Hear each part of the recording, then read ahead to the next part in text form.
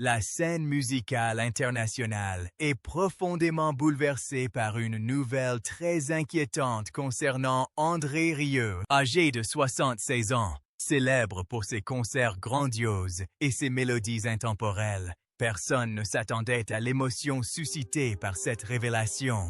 Confronté à ce qui pourrait être le combat le plus difficile de sa vie, le roi de la valse, si cher au cœur des artistes, a été victime d'un grave malaise en plein spectacle, plongeant ses fans du monde entier dans l'incrédulité et la peur.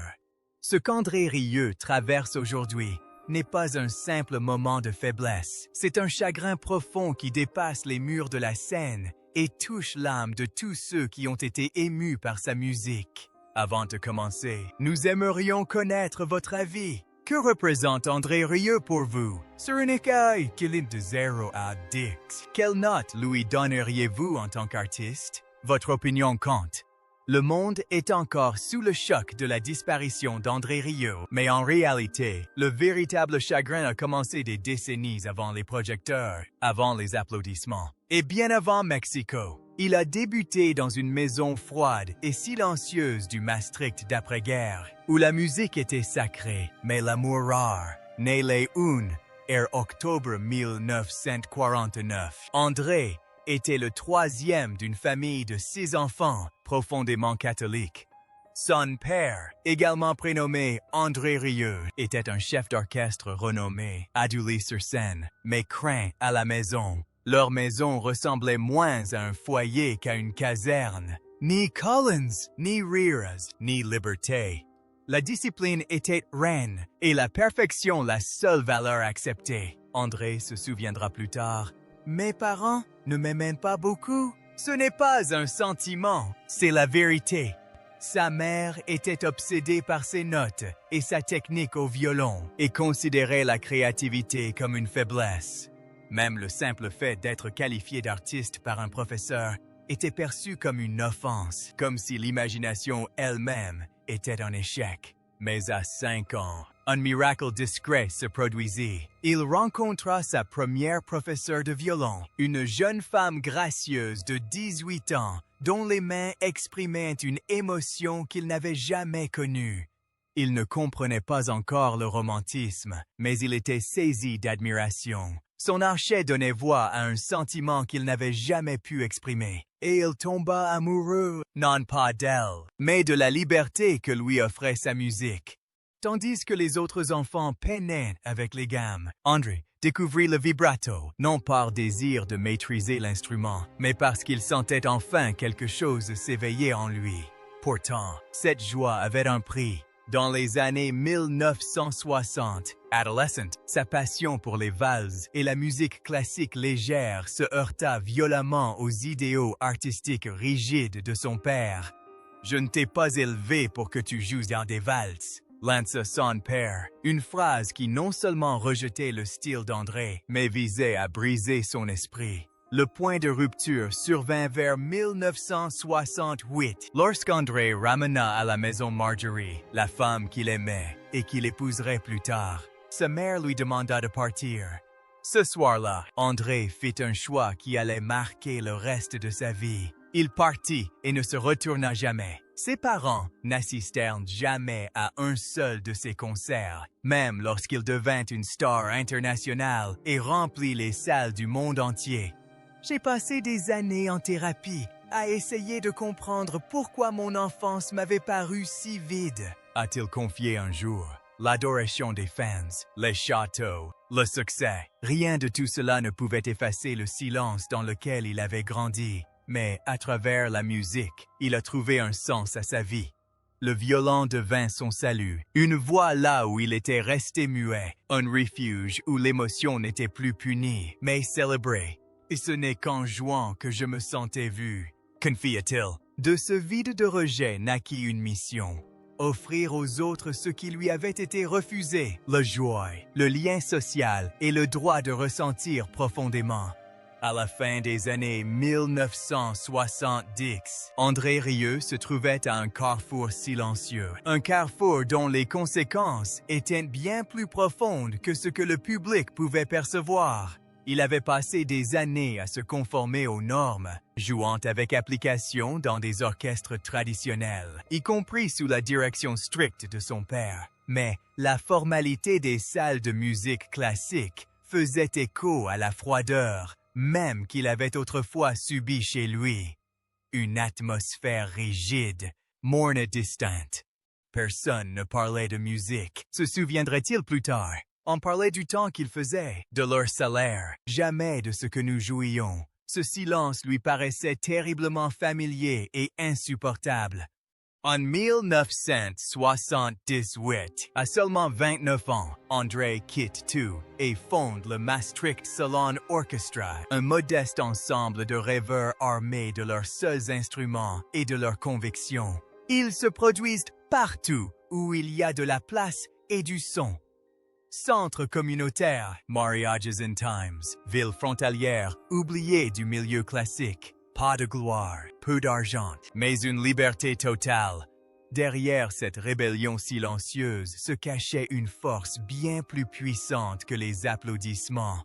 Marjorie, elle n'était pas seulement son épouse, elle était son guide, sa confidence, sa foi inébranlable, une enseignante de formation, une écrivaine dans l'âme et une compositrice discrète, tapie dans l'ombre. Marjorie portait en elle ce que d'autres avaient brisé, le fragile rêve d'André. Alors que ses parents le rejetaient, elle l'a soutenu, organisant des concerts, gérant tous les détails commerciaux, allant jusqu'à écrire des arrangements orchestraux pour faire vivre la musique. Lorsqu'il a hésité à acheter un château séculaire, elle lui a simplement dit « Vends plus de disques ». Non par extravagance, mais par clairvoyance. Elle ne recherchait pas le luxe, elle bâtissait un héritage. Mais cet héritage puisait ses racines dans quelque chose de plus complexe que le simple succès. Il a germé sur le terreau fertile du traumatisme. André a passé des années en thérapie, non pas pour la gloire, mais pour survivre. « Mes parents ne m'aiment pas », a-t-il dit un jour, non pas avec colère, mais avec lucidité. Ce n'est pas un sentiment, c'est un fait. La guérison impliquait plus que de la réflexion, elle impliquait une reconstruction.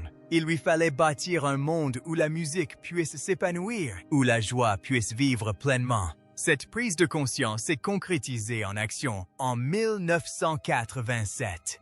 Sentant les limites de ce petit ensemble, André osa voir plus grand. L'orchestre de salon de Maastricht avait atteint ses limites. Il était temps de créer quelque chose dont personne ne croyait à la réussite. Un orchestre de valses à l'ère des stars du rock et des idoles de la pop. Cette même année, il fonda l'orchestre Johann Strauss avec seulement 12 musiciens et une mission, non pas impressionner les experts, mais toucher les cœurs. Le jour de l'an 1904-28, ils donnèrent leur premier concert, non pas en smoking, mais en couleur et avec enthousiasme. Les lumières dansaient, la musique coulait, et en un clin d'œil, le public applaudissait, riait et même chantait. Les critiques ont levé les yeux au ciel, mais le public a ressenti quelque chose d'authentique. « Je n'ai jamais recherché la perfection », a déclaré André. « Je recherchais le lien. » Il se produisait dans des salles modestes, interprétant des mélodies folkloriques avec grandeur et émotion. L'idée, celle d'une musique célébratoire et non cérémonielle, gagnait du terrain. Marjorie restait dans l'ombre, supervisant toutes, des finances au son. Son influence imprégnait chaque note, même si son nom n'a jamais été connu du grand public. Therapy, rébellion, amour et musique s'étaient mêlés dans une expérience improbable. Le temps, soit 0 seconde, était plus long qu'il ne pouvait le savoir. 7 ans plus tard, une simple valse dans un stade de football ferait de lui un phénomène mondial. Mais même alors, l'essentiel restait le même.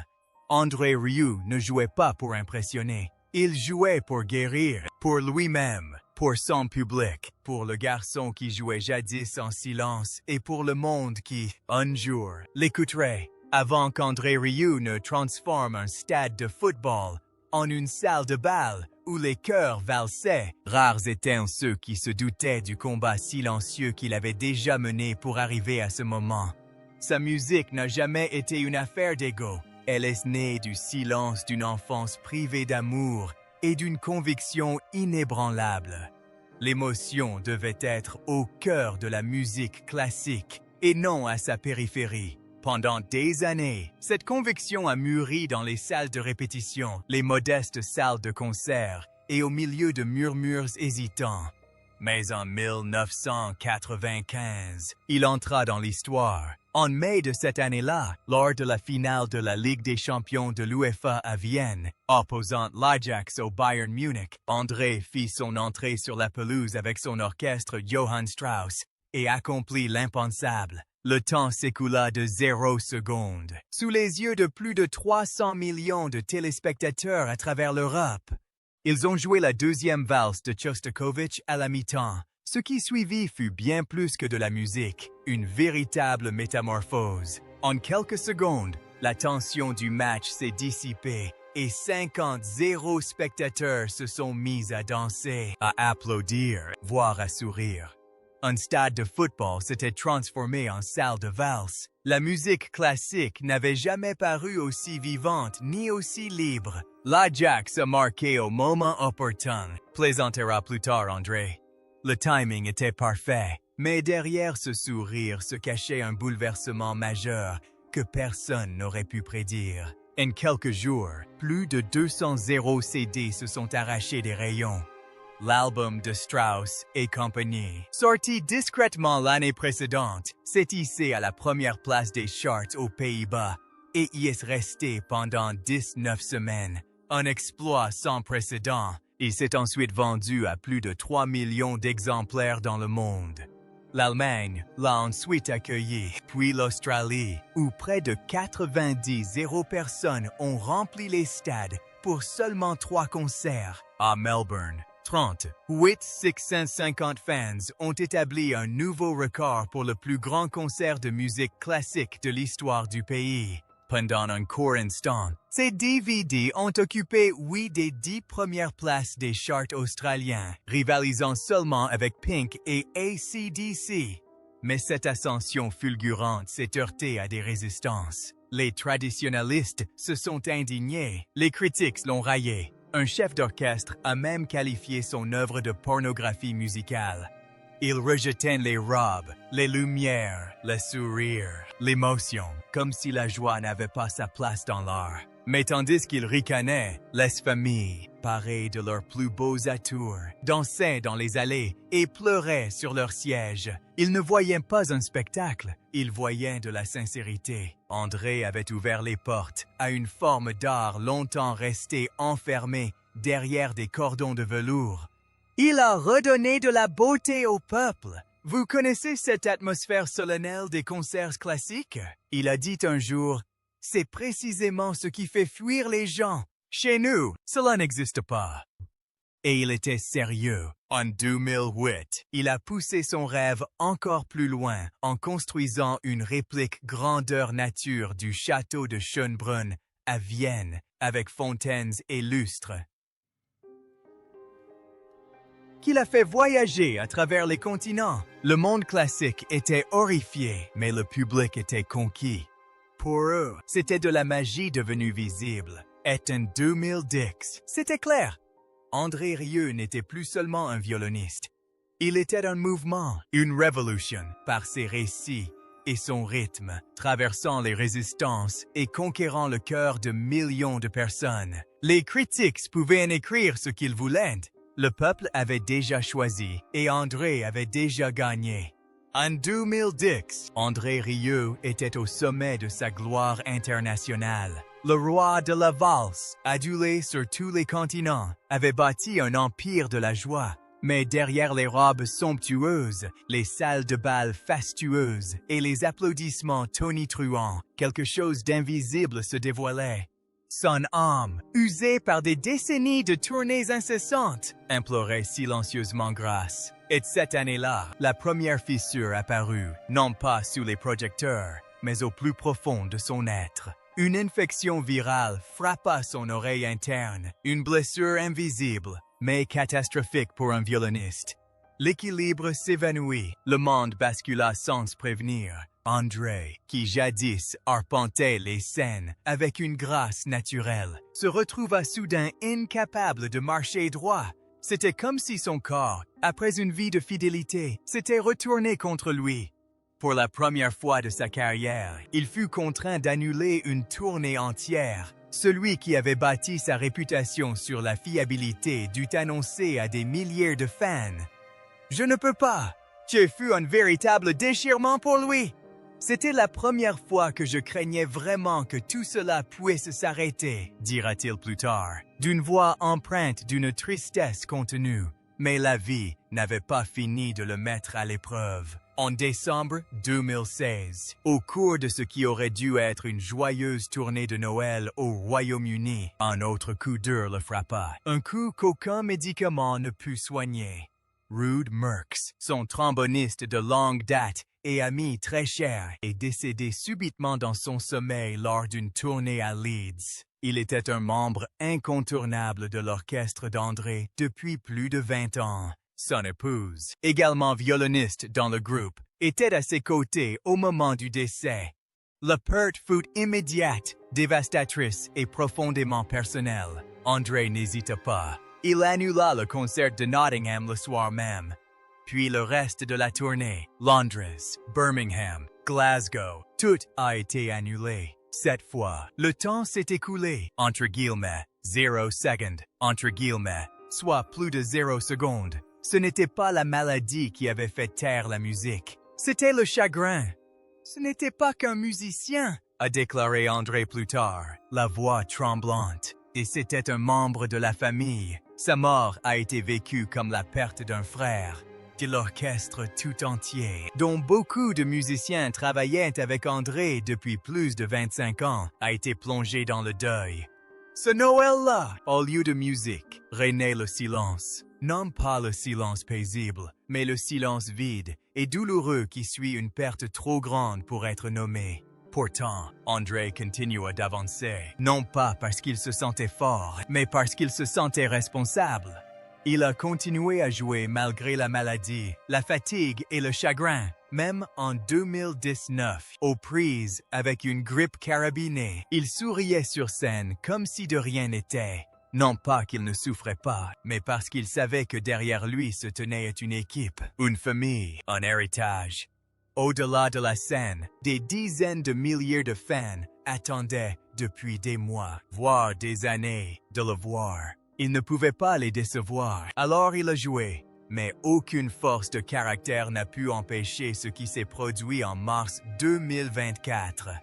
À 74 ans, lors d'une tournée très attendue à Mexico, ville réputée pour son air raréfié et son altitude impitoyable, son corps l'a finalement lâché. Après seulement 2 représentations, André s'est effondré en coulisses. Fiévreux, à bout de souffle, désorienté, il s'est appuyé contre un mur froid et a murmuré une vérité qu'il n'avait jamais prononcée à voix haute. Il appela Marjorie, sa femme, son pilier, et lui dit « Je ne veux plus jamais revivre une première de concert comme celle-ci. » Sa voix n'était qu'un murmure, empreinte de défaite. André n'avait pas simplement annulé un concert. Il a annulé toute une tournée. Plus de 40 fans n'ont pas pu le voir en concert ce mois-là. Mais le véritable enjeu de cette décision n'était pas d'ordre logistique. C'était poignant. Pour la première fois de sa carrière légendaire, André Rieu, l'homme qui a dansé pendant des décennies sans faiblir, a dû s'arrêter. Et dans ce silence, la vérité s'est dévoilée.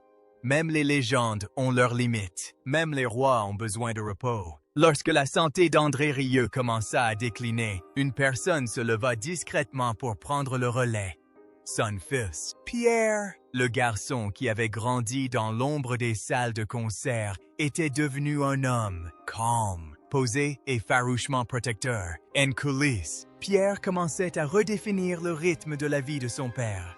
Les tournées interminables, les vols transcontinentaux à répétition, la pression constante de performeurs malgré l'épuisement, tout cela a cessé. Fini les courses effrénées à travers les fuseaux horaires. Fini de sacrifier son bien-être pour les applaudissements.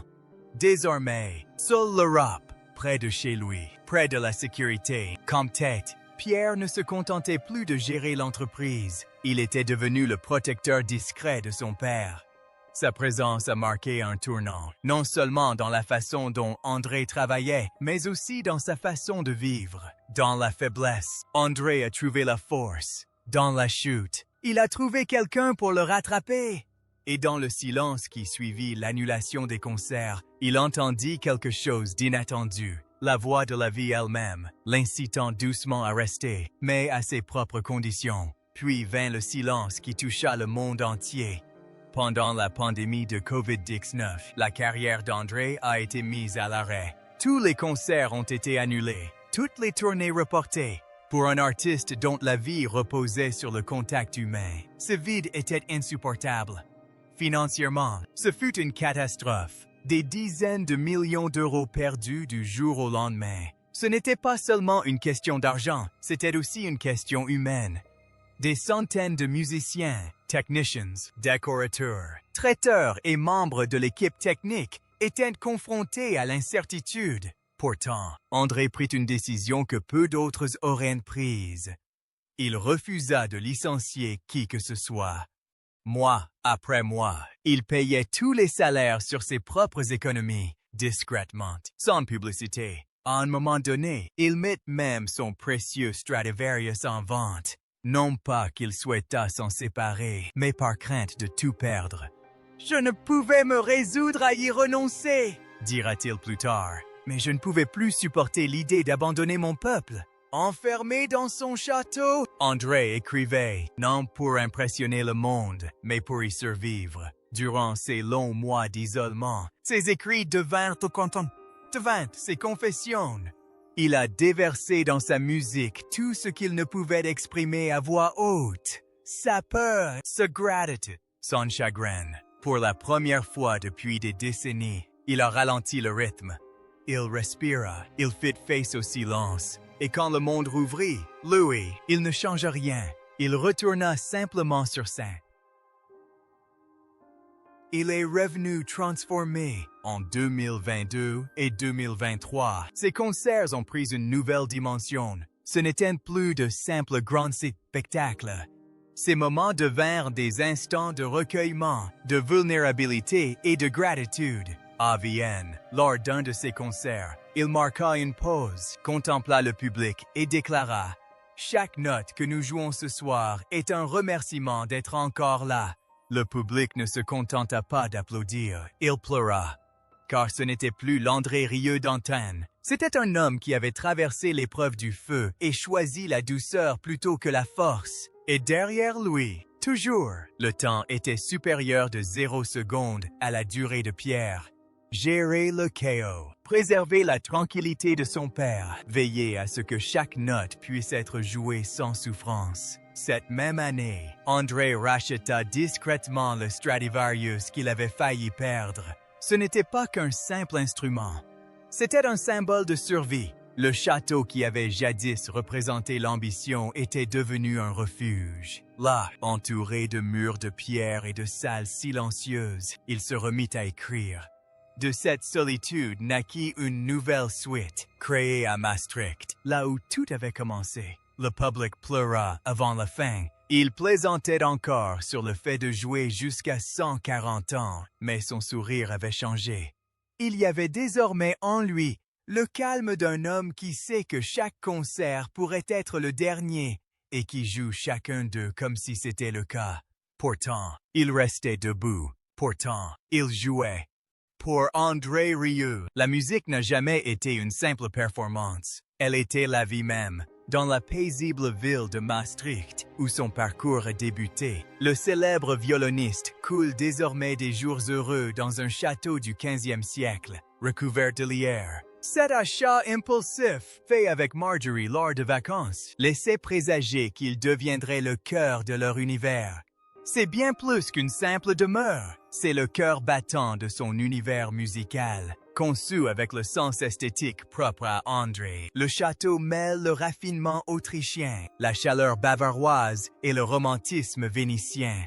Sous ses plafonds voûtés et ses lustres ornés, des mélodies résonnent encore doucement, sans cesse. Mais le temps a adouci l'homme qui, jadis, poursuivait la perfection avec une intensité implacable. Le temps est égal à, j'ai cité, 0 secondes, j'ai cité, supérieur à 76. André traverse une période de réflexion. Depuis son malaise en coulisses à Mexico début 2024, un événement qui a non seulement stupéfié le public, mais l'a aussi contraint à se confronter à ses propres limites. Sa vie a basculé. L'ère des tournées internationales et des longs voyages est révolue. Ses concerts se déroulent désormais principalement en Europe. « Je n'ai plus rien à prouver », a-t-il confié à un ami proche. « Je veux juste jouer avec le cœur et rester en assez bonne santé pour le ressentir. » Aujourd'hui, la préservation a remplacé l'ambition. Son emploi du temps est axé sur la santé et la sérénité. Coucher tôt, repas soigneusement préparés, activité physique modérée et un entraîneur personnel qui l'accompagne lors de ses déplacements. Une équipe médicale surveille son état avec une vigilance discrète, consciente que des décennies de performances exigeantes ont laissé des traces. Pourtant, André ne laisse transparaître aucun regret. Il est calme et empreint d'une gratitude indéniable. À ses côtés, toujours, se trouve Marjorie. Pendant des décennies, elle a été la force invisible qui a façonné la musique. Composant, arrangeant, organisant, sans jamais chercher la gloire. Son âme réside dans les notes. André a déclaré que leur lien a tout influencé. De la philosophie de l'orchestre à la décision prise, il y a des années d'acheter ce vieux château. Lorsque leur comptable a soulevé des inquiétudes concernant les coûts, c'est Marjorie qui a simplement répondu « Vendez plus de disques ». Et André l'a fait. Aujourd'hui, c'est Pierre, le fils d'André, qui dirige l'entreprise. Pierre, qui s'occupait discrètement de la logistique et protégeait son père du stress inutile, est devenu le pilier de toute l'organisation. Chaque date de tournée, chaque décision passe par lui. Grâce à Pierre, André peut monter sur scène avec son violon, l'esprit tranquille, sachant que tout est pris en charge en coulisses. Et puis il y a Daisy. À seulement 9 ans, la petite fille d'André s'assoit déjà au piano pendant les répétitions, ses doigts effleurant les touches. Ce n'est pas mis en scène. C'est un héritage authentique qui s'épanouit sous nos yeux. André et Marjorie n'ont jamais forcé la relève. Comme le disait Marjorie, nous ouvrons la porte et attendons de voir si la musique les choisit. Pour Daisy, c'est déjà le cas. Même à 76 ans, André Rieu reste d'une énergie tranquille et inépuisable. Son rythme de vie est peut-être moins soutenu, mais la flamme qui l'anime brûle toujours. Il continue de sortir de nouveaux albums, de superviser les arrangements et, de temps à autre, de réunir son orchestre au château pour des répétitions surprises qui prennent même ses plus proches collaborateurs au dépourvu. Mais ces séances ne sont plus motivées par la gloire ou l'ambition. Elles sont dédiées à la joie, à la présence, à l'hommage rendu aux souvenirs qui habitent chaque note qu'il joue. La pression du passé s'est dissipée. Aujourd'hui, André joue non pour prouver, mais pour ressentir, créer du lien, se souvenir. La fortune qu'il a failli perdre pendant la pandémie est désormais gérée avec sagesse, et son patrimoine net est estimé à plus de 40 millions de dollars. Son empire repose non seulement sur la mélodie, mais aussi sur la clairvoyance. Il possède plus de 80 propriétés aux Pays-Bas, non pas pour afficher son luxe, mais comme autant de gages de sécurité. « Les briques résistent aux tempêtes », avait-il un jour remarqué, se souvenant de l'époque où il craignait de tout perdre. En 2020, alors que le monde se confinait, il a continué à payer chacun de ses employés sur ses propres deniers. Personne n'a été licencié. À un moment donné, il a même mis en vente son précieux violon Stradivarius, non par envie, mais par nécessité. Finalement, il l'a retiré. « Elle fait partie de moi », a-t-il dit doucement. Y renoncer aurait signifié renoncer à quelque chose de plus profond que la musique. La générosité d'André passe souvent inaperçue, mais elle est toujours ressentie. En 2019, lorsqu'un groupe de musiciens handicapés mentaux s'est fait voler ses instruments, André les a tous remplacés discrètement pour une valeur de près de 20 €, sans aucune publicité. Lorsque la cathédrale Notre-Dame a pris feu, il a offert 700 tonnes d'acier pour contribuer à sa reconstruction.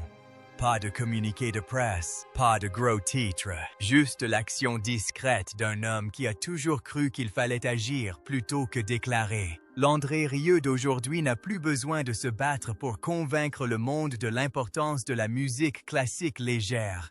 Il le fait, et bien plus encore. Aujourd'hui, chaque concert est une véritable déclaration d'amour à la musique, en souvenir à tout ce qu'il a traversé et à tous ceux qu'il a perdus. La série de concerts de Maastricht 2025, prévue les 18, 19 et 20 juillet sur l'emblématique place Vrijthof, attire déjà des milliers de fans inconditionnels. C'est un retour sur la scène qui a vu naître sa légende, un lieu qui lui est désormais plus familier que jamais. Alors que la place se métamorphose en une somptueuse salle de bal à ciel ouvert, le monde entier retient son souffle. Les hôtels affichent complet, les vols sont complets, et pour les privilégiés présents, chaque note résonnera à la fois d'une célébration et d'un possible adieu. Il se pourrait bien que ce soit sa dernière grande prestation sur la scène internationale. Il plaisante encore sur le fait de jouer jusqu'à 140 ans, mais la chaleur de sa voix porte désormais la sagesse de quelqu'un qui sait combien le temps est éphémère. Chaque coup d'archet est un remerciement, une offrande silencieuse, non pas à la gloire ou à la fortune, mais à la vie, à Marjorie, à Pierre, au public qui l'accompagne depuis des décennies. Et si, après cet été, le violon se taille, ce ne sera pas par épuisement. Ce sera parce que l'histoire aura été racontée. Le temps, c'est, j'ai cité, 0 secondes, entre guillemets, plus que pleinement, magnifiquement. Il n'y aura pas de grand discours d'adieu, pas de rappel baigné de larmes. Si c'est un adieu, il sera comme André l'a toujours fait, par la musique, par la grâce, par le murmure d'une valse qui s'éternise quelques instants de plus. Car son histoire n'a jamais été une affaire de projecteur, elle a toujours été une affaire d'âme. Si la musique d'André Rieu a déjà touché votre vie, vous a apporté la paix ou a ravivé un souvenir, c'est le moment de lui rendre l'appareil. Partagez cette histoire. Laissez un message. Faites-le savoir, car tandis que le monde se rassemble à nouveau sous le ciel d'été de Maastricht, nous serons là, nous aussi, et nous vous promettons de vous tenir informés. Car quelque part, derrière le rideau de velours et le violon d'or, André est toujours à l'écoute.